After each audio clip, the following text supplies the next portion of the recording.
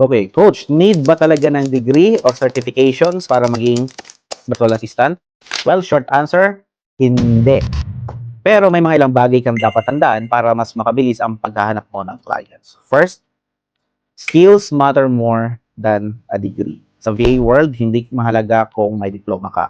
Ang clients ay mas interesado kung kaya mong gawin ang trabaho. Kahit nag-graduate ka, kung wala ka namang skills sa, for example, sa admin tasks, social media, o customer service, mas mahihirapan ka pa rin. So instead of worrying about a degree, focus on learning relevant skills. YouTube, Coursera, at Udemy, meron silang mga free and affordable courses para matutunan ito. Hindi lang yan, marami pang iba sa Google. Second, certifications can help but not required. So, certificates are not required. Hindi sila mandatory. Pero makakatulong ito para mapansin ka ng clients. For example, kung gusto mong maging social media VA, pwede kang kumuha ng Facebook Blueprint o HubSpot certifications. Madalas libre lang ito.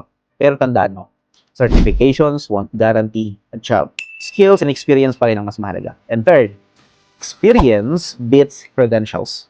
Kahit wala kang formal work experience, pwede kang mag-build ng portfolio, gumawa ng mga sample work like managing a mock-up social media page if you're a social media manager, organizing a spreadsheet, or writing a sample email.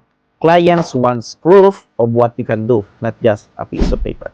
So, no, you don't need a degree or a certification to become a virtual assistant. Pero, kailangan mong mag-invest sa mga skills, portfolio, at experience. Yun ang tunay na magpapasweldo sa iyo.